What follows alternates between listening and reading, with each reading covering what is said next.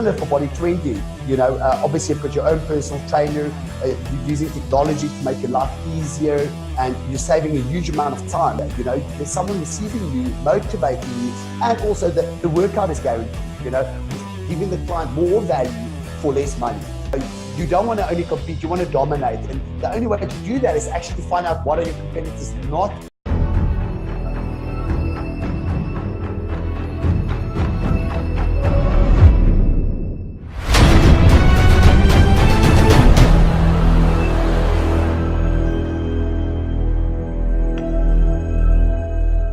Welcome back to The Exceptional Show, and today I've got Bertus Albertse with me.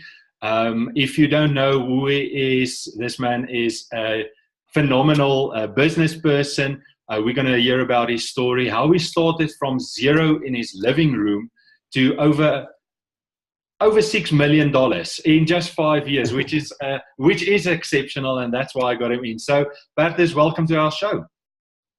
Well, thank you, Francois. It's awesome to be here. And I'm hoping that we can make a little bit of impact in everyone else's life today.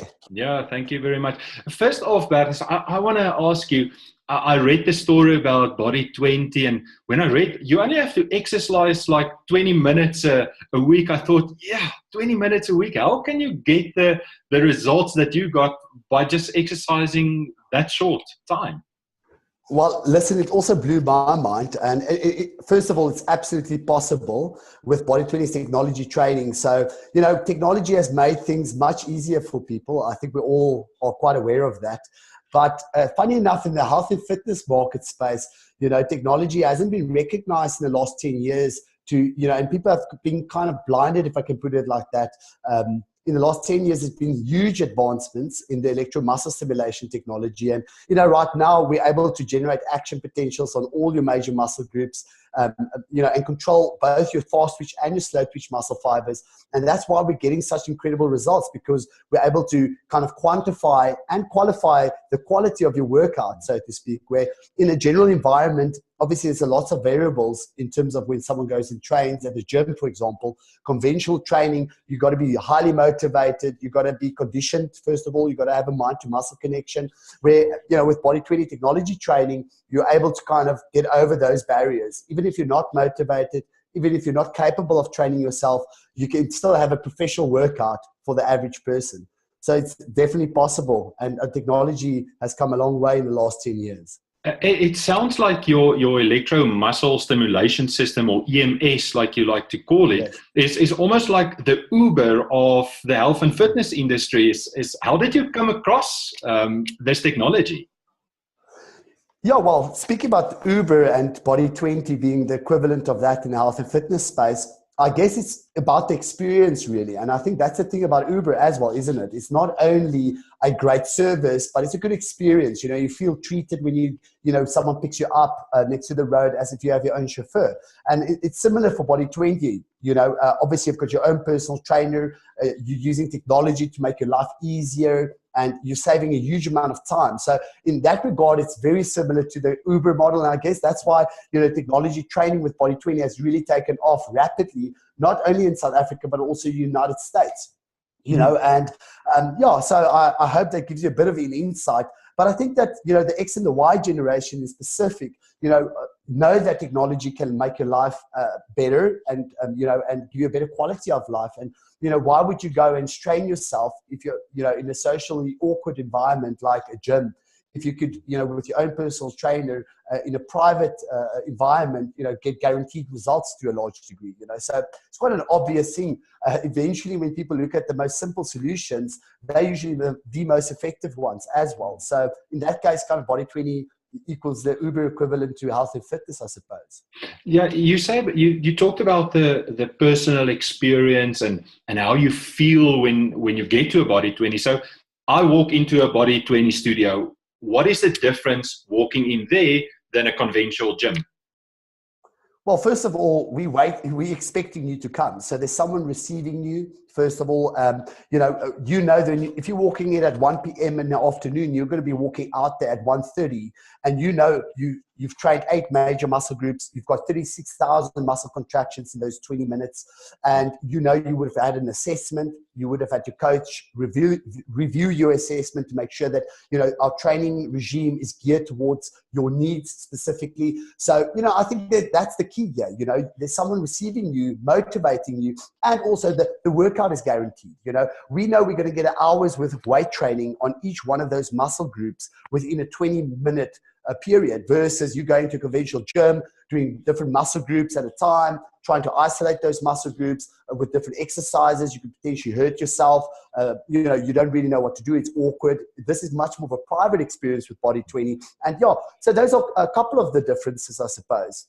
I hope that answers your question. It does. It does.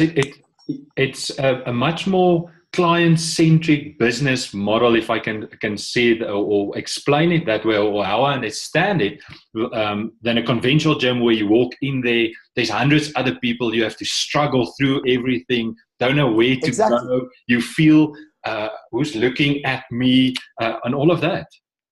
Yeah, just to add to that, I think people are gearing up towards boutique fitness to a large degree, where, it's not enough anymore for you to rent space in the gym to potentially get some results. I mean, to be honest with you, to have gym access doesn't guarantee anything. You first of all got to arrive. Okay. Is someone calling you, reminding you of your session? Is someone waiting for you there? No, they aren't, and even when you do arrive, what are you doing? So what's happening is that, the big box gyms, so to speak, they have personal trainers, and that's an additional cost, et cetera, et cetera. And if you want nutrition plans, that's additional. If you want assessments, that's additional. By us, we kind of create an holistic offering, which allows clients to have everything they need within that 20 minutes, the assessments, the nutrition plans, the training, and even the training results, is not dependent on your own capabilities, or your own motivation. Sure, the more motivated you are, the higher the rate of your perceived exertion, which means we can push you harder, sure, but we will still isolate the muscle. Even if you aren't able to connect that mind to that actual muscle, the technology makes us, empowers us to do that for the client. So I think that people are moving away from this kind of generalized solution, which works for some. I would say it works for like 1% of the population that is capable, is fit, has been training for a long time. And the other people, the 99% of us who aren't used to training in an environment like that, where do you start? And I guess that's where technology comes in at the end of the day. It's like Uber. 10 years from now, people won't have cars. Our children, our next generation, they won't even have a car. Why would they need one? It's more expensive to have your own car than it is to use Uber. In the same way, it's more expensive to go to the gym right now and have your own personal trainer with nutrition plans and assessment than it is to come to us. So I guess, the whole financial model and operational model is geared towards giving the client more value for less money. And I guess that's what technology is allowing us to do right now. Bertus, I want to take you back 4 or 5 years when you started Body20. You're sitting there in your living room. You must have thought, listen, I'm going to start this. I'm going to put everything into it. But you took on some big giants there. Did you ever thought that Body20 will evolve and grow exponentially as it did? It's a yes and no answer, I suppose. Yes, I was extremely passionate and I absolutely believed in it, because obviously the first moment that I tried in technology training, it's kind of one of those light bulb moments where, you kind of see the future in fitness in this technology. So I wasn't actually concerned or looking at what other competitors were doing at that time. And, I guess that's one of the key things, is that you mustn't associate your risk towards what other people are doing, but rather focus on what is it that it means to you and what can you offer to it. And I always, one of the things is, it was the first time I tried a technology, and by that time in Germany, it was already going for about 4 or 5 years. And I asked myself, how is it possible that I haven't heard of this? I am a leader in this space in health and fitness, or at least I was very involved in that space, in that industry. And, so I didn't feel that it was someone that took the right level of leadership and ownership in that market. And therefore I wasn't necessarily so risk adverse, I suppose. And, once again, my passion and my purpose aligned with this technology. And for me, the fear of failure wasn't as big as not trying. I guess that's the thing. It's kind of a pain and reward ratio that you're going to measure constantly. So no, I don't feel that I was the risk outweighed the potential for me. And I think that sometimes you come across those opportunities, and what I would advise to people is don't look at what the competitors are doing. You don't want to only compete, you want to dominate. And the only way to do that is actually to find out what are your competitors not prepared to do, and focus more of your attention on that. And I think my competitors in the big box gyms, they were too focused on their current model, and they overinvested in that business model versus looking at what's ahead of you, what's coming. It's kind of the IBM versus Microsoft versus Apple conversation. Or once again, another great example is the railway industry. In the late the 19th century or the early 20th century, they were dominating the mass transportation space, but yet they never got into a flight or into planes in terms of that type of transport. And it just shows you they had all the funds to invest into being the first to fly commercial airlines, but yet none of them ever went into that space, and that's why they're bankrupt today. That's right. And it's such fascinating to hear that. And I think the question leading on to this is, going forward 5 years from now, what do you attribute the success of Body20 to? Yes, at the beginning it was you, it was your passion, it was your drive, your determination. But obviously over the 5 years, it had to evolve into something much bigger than just you. No, I absolutely agree. At the end of the day, business is just an extension of the entrepreneur. And my success is just an extension of all my network partners, all the great franchisees that believe in what we want to achieve, And first of all, we're looking to achieve a kingdom business where we're empowering other people, uplift other people. And, the biggest attribute to our success is absolutely the commitment and belief of our franchisees, which we call network partners, and our vision to build that kingdom business. But, you can't deny that opportunity and circumstances also played a strong role there. It's about timing. Sometimes when you're a little bit late to an opportunity, it makes it harder to compete, and to kind of differentiate yourself. But yeah, so timing, opportunity, our vision, our heart, all of those things contribute at the end of the day to the success of Body20 today. It's amazing, and the story is great. Bertus, what did you do before Body20? Because Body20 is 5 years old. Did you have a life before this? What was your passion before this? What did you do? Yes, I used to be in supplement retail. As you know, I think you've read the article in Entrepreneur Mag recently, is that I'm a dropout at the university, and I actually dropped out my third year due to family commitments. And at the end of the day, I had to survive, and that got me into sales and marketing, because sales and marketing is such a great way to have a strong relationship between effort and reward, so to speak. And I was always selling for myself, whatever it might be. I think up until today, I've probably had in the excess of 13, 14 businesses before, and not a single one of them, none of them really failed, but none of them have, used to be a great success either. And those were the kind of experiences that helped me, gain that level of decision making and make good judgments in order to make better decisions going forward. So yeah, I used to be in supplement retail. I used to sell dent and scratch, household appliances like fridges and microwaves and stuff like that. But I've always worked for myself. But I kind of realized over time is that there's quite a difference between being self-employed and being a business owner. So I've always been self-employed. I've never worked for someone else. So when I say I was in retail, I retailed for my own business. But, if I wasn't selling, then nothing happened, and I'm sure a lot of people go through that. And, that's the difference at the end of the day, where, you got to learn what's that next level, where you can actually scale something towards being a business owner. And so, yeah, I've had many businesses. None of them a huge success as such, but great experiences gained. People might think, and people watching this might think that Body20 is an overnight success and a success story. Does overnight success, does it exist? Did it exist for you? Absolutely not. I'm sure it looks like that, I suppose, but it's not. I say that. Well, it's not only me, but people say that there's you got to do those 10,000 hours of practice for greatness.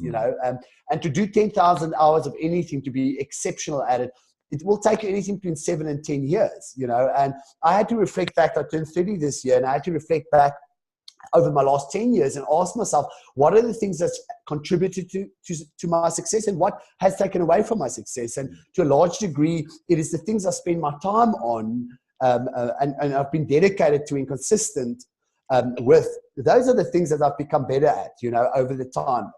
And, there's absolutely nothing like overnight success. I mean, we launched in the USA recently, and the first time I was in the USA, we launched October last year, and already we sold 4 franchises. Our first studio, which is company owned by ourselves, is highly successful.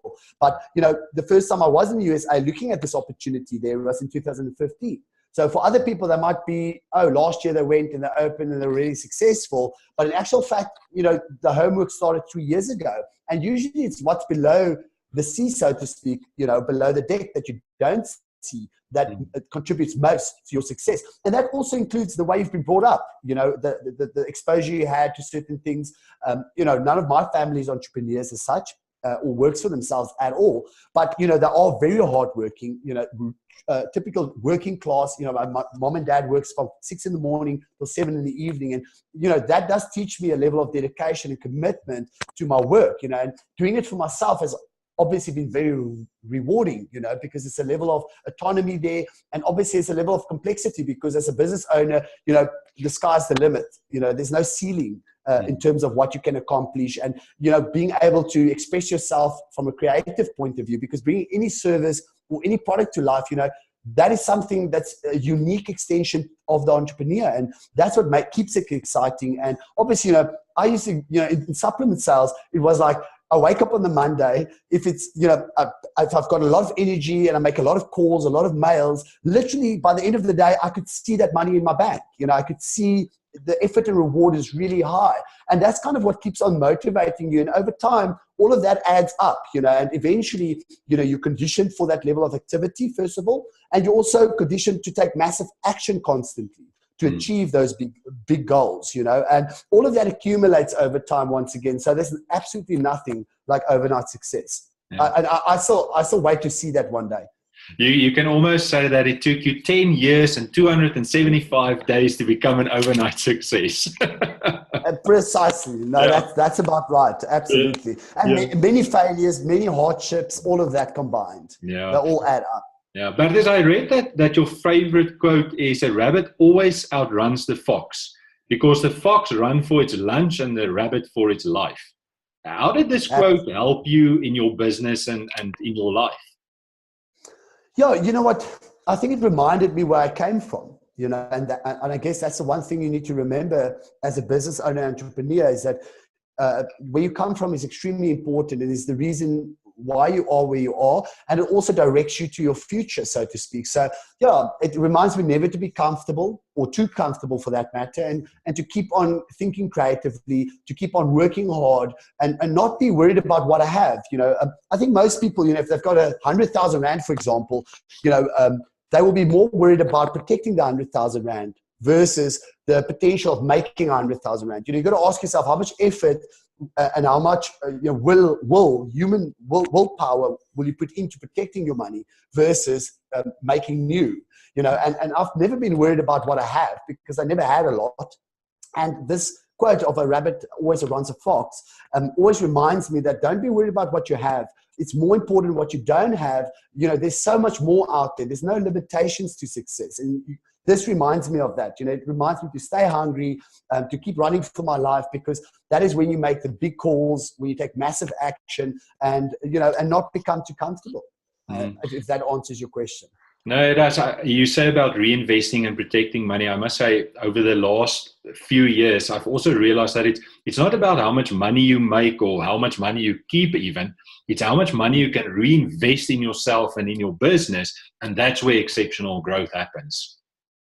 Well, that's well put, Francho. I really like that. And you're 100% correct. You mustn't, whatever you do, don't work for money. Working for money is very expensive because you can't get time back. Yeah. You've got to work for growth, and working for growth is something particularly different, because that means that you take risks that other people wouldn't take because they're looking after money, they're not looking after growth. So mistakes equal growth. No problems, no profits at the end of the day. So the bigger the problems that you have to solve, the bigger the profits that you're going to make. So, I've got huge operational and strategical problems, and all of them, every time I solve one of them, there's huge rewards that follow. And it is because I'm not necessarily as worried about the things I do have in losing those things and protecting those things. I always love the brokers, you're speaking about wealth protection and this and that. I'm like, what are you protecting? I'm not so sure that you have enough to worry about to a large degree, because, you need to make a true impact in the world and imprint yourself on the things that you do. And in order to do that, you need to spend your resources on creating new, staying creative, and, adding value to humanity and to society, so to speak, Yeah, that's true. That's true. Bertus, I want to get a bit practical here. Your business model is a franchise business model where you've got your franchisees, or like you call them, your network partners. What are the people listening to this and watching them, what are the 5 key elements for them to look at when they want to invest in a franchise? Yeah, I think there's a lot of things to think about, and you've got to make a careful decision and evaluation of the business opportunity. But first of all, you've got to be extremely passionate about what it is that franchise sells at the end of the day. Are you passionate about health and fitness? Are you passionate about food? I don't see how I personally could be successful at owning a fast food restaurant, because I don't believe in fast food. It doesn't excite me, and I don't believe that it's going to make a true difference in people's lives. So I will be unsuccessful owning one of those franchises. So, passion is first. I think another very important factor is there's got to be strategical and cultural alignment between the franchisor and the franchisee. So if you're interested in buying a franchise, you've got to make sure that you meet the franchisor, you see the decision makers, what is their vision, where's their heart come from, and what type of culture do they have, within the company, but also within the person, within the people making the decisions.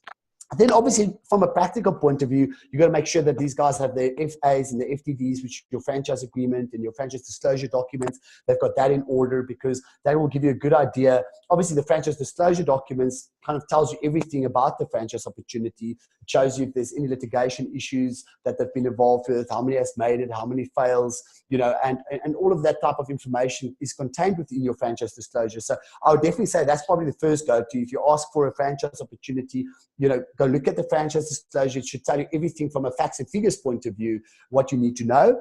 But, what's also more important is you've got to know your own strengths and weaknesses. So, for example, I'm in the health and fitness market. So, you've got to look at yourself and say, there's 3 things that contribute to your success at the end of the day. It's your technical ability within the business, it's your finance and admin ability in the business, and it's your sales and marketing ability in the business. Now, you're going to at least have 2 of those 3 things in order to be successful. I've never seen someone that has all 3, first of all. Not all of us are balanced like that. Yeah. I'm yet to meet an entrepreneur that's got everything in equal length. But at the end of the day, that if you don't have 2 of those 3, okay, for example, in my industry, you need to have a passion for health and fitness. You need to have some understanding of the human body in order to have, the technical leg strong. And then you have to have ability for sales and marketing, in this specific space in order to be successful at it. Because if you're not passionate about people, to serve people, then you shouldn't buy a service franchise. You might need to go sell some burgers, which is more about the actual burger than about the service. Or so they think. I believe it's about the service as well.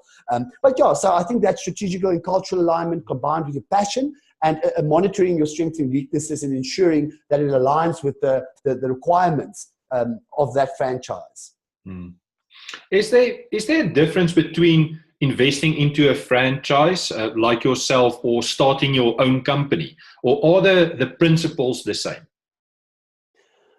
Well, the principles are definitely the same in the sense of, passionate people produce results, bottom line. So if you're going to be more passionate about your own business, then start your own business, okay? Obviously, the risks generally are a little bit higher in terms of starting your own business, but so are the rewards at the end of the day. You're not splitting a royalty with any franchisor for that matter, but the risks are higher because, by buying a franchise at the end of the day, you end up buying a working system, a brand that you can leverage, so to speak, and there's a recipe for success. So if you feel you've got something unique and you want to start something by yourself, and you've got a high tolerance of risk, then absolutely do it for yourself. But there's a lot of people out there that doesn't want to risk everything they've got on a business opportunity and starting one by themselves. So they'll rather look at a recipe, so to speak, that can give them a better chance of success. And once again, fundamentally, it's still in both those opportunities. If you start something for yourself or you join a franchise, it's at the end of the day still the entrepreneur that determines the success of the business. As I said earlier, the business is just an extension of the owner. So if the owner's activity is low, the business activity will be low. So don't be surprised if you're not making sales, if you're not spending time on making sales, and if you're not spending time on generating potential leads for your business. And that goes for both franchises and business owners. I think a lot of people that buy a franchise make the mistake by thinking, if you buy the franchise, then the business works for itself. No. It's absolutely not the truth. When you buy a franchise, you still work for the business. The business won't work itself. Even though you can work on top of the business a bit more effectively, your input equals your output at the end of the day. That's exactly why I asked you the question, because I think that's the perception of people. Hey, there's a franchise, they are great. Body20 is this massive company. I just can go in there and I can just sit back and the money will roll in. It doesn't work like that. It just no. You got to ask yourself at the end of the day, if it was like that, then the franchisor would own all of his branches by himself. Because, in our specific case, it's about owner operations. It's about the owner's heart. The customers need to see it. The members need to experience that heart, and the team working with the owner. It sets a culture, and it's very difficult to set that level of culture in a business if you're not working in the business on a weekly basis. And that's why the owner operator. It brings that to the company. It brings it to the team. It kind of builds the heart of the company when the owner spends time dealing with members, dealing with the trainers, and rubbing shoulders with them. That's extremely important. So, there's absolutely no franchise that I know of that can be successful without the owner's interest or the owner's input being effective at the end of the day. Yeah. Bertus, being successful, being highly successful like yourself, how do you deal with negativity? People saying, yeah, he was lucky, and negative comments, negative customers. How do you deal with that mentally and practical to resolve that? Yeah, I think that first of all, people's tolerance are too low to deal with negativity to a large degree. You've got to expect that level of adversity every day.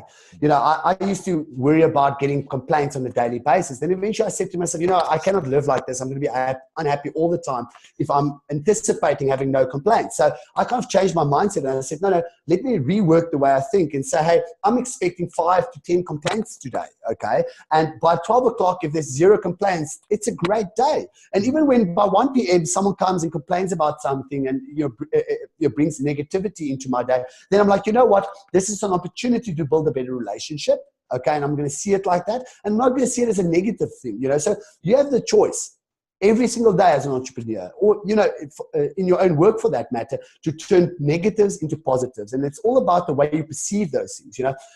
Us as human beings, it's almost more important how we feel about things than what the reality actually is. So the reality is complaints will happen. The reality is people will bring negativity into your life. You cannot avoid that. Okay, but the way you react to that, I suppose, and what triggers you can work on that and recondition yourself to improve your outlook on negativity and adversity. So for me, every time I see negativity, I see it as an opportunity to improve, and I see it as an opportunity to build better relationships. I guess that's the point. And it's as simple. If you get a negative email, for example, start out by saying, thank you for bringing this to my attention.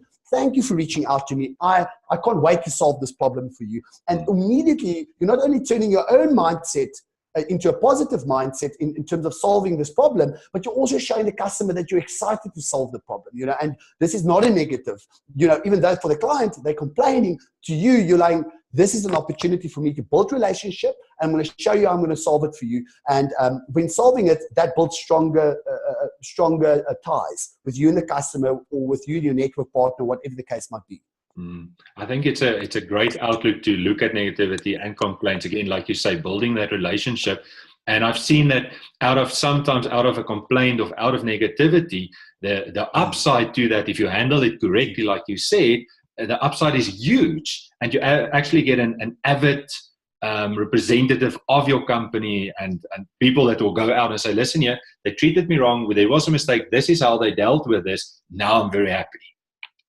Absolutely. And, I just want to finish off the sentence by saying, you got to expect more adversity. Like I said, people underestimate the amount of adversity that you will receive as a business owner. And off the bat, you've got to say, it's going to be 10 times harder than I thought it's going to be. And then you're going to be dealing with those things much easier than not expecting things to be hard. And I think that most of us expect an easy, non-challenging experience. And then the moment that there's some challenge that pops up, it kind of breaks your back. So yeah, that combined, like what you said as well, is very important, guys, is that, that does build relationship when you solve someone's problem. So if you have no problems, you've also got no profits. Like I said earlier, no problems, no profits at the end of the day. The profit lies in solving problems, because that's what differentiates you from everyone else, is your ability to deal with that unique issue or adversity in a very unique way, which is an extension of you as a person at the end of the day. Great advice, Bertus. What is the future of Body20? What is the next big goal for you and your company to achieve? You know what? It's really about making an impact and empowering entrepreneurs, within the health and fitness space. Especially because most of those people have very few opportunities, and they got to be uplifted and empowered to really grow. I think the South African landscape has made it really hard to raise any capital through banking facilities. Funding is difficult. So to solve those problems, there's quite a lot of big problems to solve, and to kind of change the mindset of South Africa as well. I think that generally we're very depressed and stressed nation. And I say that not very with a very fondness, it saddens me to say that, but that's the reality. And we've got to make sure that people can see things are possible, things can happen. And, what you think becomes into reality. So you got to start thinking more positively. So, we really want to empower people, inspire people to see that it's possible to succeed in this country. And we've got obviously some practical goals in terms of, we want about 200 studios in Southern Africa. So, Namibia is growing rapidly for us. We want to expand to Botswana now. And obviously South Africa in itself is growing quite nicely. And then, in the USA, we've launched last year, like I said earlier. And, our goal there is over the next 7 to 10 years is to develop up to 1,000 franchises, apologies. And obviously the United States is such a huge landscape with such a large consumer population. And they've got a big appetite for this type of boutique fitness offering. So we're very excited to grow in that space. But at the bottom of everything, or at the heart of everything rather, we really want to make sure that we uplift people. Both the entrepreneur, but our customer, and that's the thing that really drives us to succeed, is the fact that our members have a life-changing journey. I mean, you can look at some of our wow stories and transformation stories, and it's not like this, good-looking person became exceptionally looking. It's a matter of people that couldn't do the day-to-day things, like pick up a bottle of water, a 5-liter water, was hurt their back, or couldn't swim anymore because of a neck spasm and stuff like that. And when they come back to you and tell you, what, Bert, you won't believe this, but I can run now. I go for a run with my children. I never used to be able to run. Those are the small things that means the most to us. So I guess in terms of what we see for the future of Body20 is to accumulate more of those stories and really impact people's lives by making a difference at the end of the day. I'm getting chills here as you just spoke there, and it's like Body20 is not a gym. It's much more than just that. It's really, like I say, impacting people's lives for the better and making a positive impact in their lives. Bertus, your idols, your heroes, your coaches, who are they? Do you have them or don't you? Yes, no, absolutely. I mean, I read a lot of books, more recently than before. And, those people I look up to, people like Anthony Robbins, is someone to look up to. I think if you look at his point of view and how he wants to impact the world and how he's achieved that inspires me. But, more relevant into my personal life, the network partners I work with, they make an exceptional difference in my life. They end up being my mentors. It's the funniest thing. Your customers end up being your best mentors, because if they're invested and they're passionate about you and your brand, then they know that you're also only a human being that has got shortfalls, and they will identify the shortfalls and help you and support you to correct them. And I guess that's the thing that, they are great mentors to me. And then, I think I think that in the end of the day, you got to spend time around people that wants to empower and wants to teach. And I try and do that all the time, is find people that know something I don't know and is successful at something that I feel is a weakness of mine, and spend time around them. And but practically right now, it's usually my network partners that I spend most time around that end up mentoring me. And then obviously creative thinking comes from reading more books at the end of the day. And that definitely opens my mind to a lot of things. Yeah. That's great. And I think it's all about the network, the people you surround yourself with, the people that you learn from. And I've realized that in my own life and in my own business as well. But there's 5 questions, quick 5 questions that I want to ask you. When you gym, do you like arms, chest, or legs? I like everything at the same time. I love a hard, holistic workout. But if I had to choose one, seeing that you're asking me straight up, I would say shoulders, I suppose. Okay. Cool. Do you like rugby or cricket? Absolutely rugby. Are you an avid Stormers supporter, seeing that you're in Cape Town? Recently the Stormers haven't been performing great, but I am a Stormers supporter. You got to be local as lacquer, eh? That's what are you currently reading? You spoke about books. What are you currently reading? Yeah, I'm actually reading Awaken the Giant Within by Tony Robbins, as I just said, or Anthony Robbins rather. Let me show you. Actually, it's next to me here. So, cool. This is a great read for whoever wants to read it. I've watched lots of his seminars, but I must tell you that this blows my mind, So currently reading Anthony Robbins, and I finished just recently Malcolm Gladwell's Outliers, which was also exceptional. Yeah, that's a great book. I've read that one as well. You will pay to have lunch with? Sure. I think Oprah Winfrey, Anthony Robbins, I would say Donald Trump as well. That will be an interesting character. And in particular, if Barack Obama is at the table as well, or Hillary Clinton, that will be fun. I think those are the characters, I guess, that will really be fun to have dinner with. That's interesting. That's interesting. And what do you do to unwind? Sure. I mountain bike and train. I guess those 2 things is the only way I can unwind. And read, obviously, but I would say mountain biking.